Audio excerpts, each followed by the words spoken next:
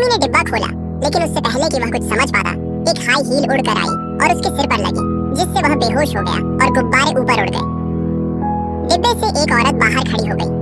CEO उसे देखकर हैरान रह गया और शांति से पूछा, तुम्हें किसने भेजा है? औरत दंग रह गई। उसे बिल्कुल भी समझ नहीं आ रहा था कि क्या हो रहा है और उसकी याददाश्त पूरी तरह से खाली थी। लेकिन ज्यादा देर नहीं लगी, उसे एहसास हुआ कि उसका अपहरण किया गया है। सीईओ ने ताना मारा कि उसने औरतों को उसके पास आने के लिए कई तरह के नाटक करते देखा है, लेकिन अगवा होने का नाटक करना ये पहली बार था। उसने उसे जाने का आदेश दिया, लेकिन जैसे ही वह पलटा, उसका पैर फिसल गया और वह सीधे उसकी तरफ गिर पड़ा। उसने किसी तरह डिब्बे को पकड़ लिया। दोनों को राहत हुई कि उनका चुंबन नहीं हुआ, लेकिन तभी डिब्बा टूट गया और उनके होंठ एक दूसरे पर आ गिरे। औरत ठिठक गई, फिर उसे धक्का देकर अलग किया और सीईओ के संभलने से पहले ही उसके चेहरे पर थप्पड़ जड़ दिया।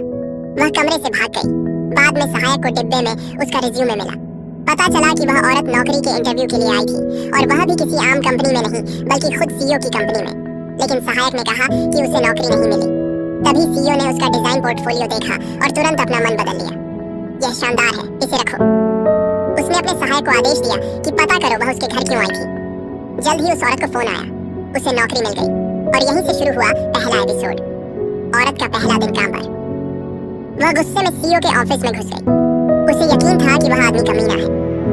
सीईओ कुर्सी पर बैठने ही वाला था कि उसने उसका हाथ पकड़ लिया और झल्लाकर बोली, ये सीट सिर्फ सीईओ के लिए है।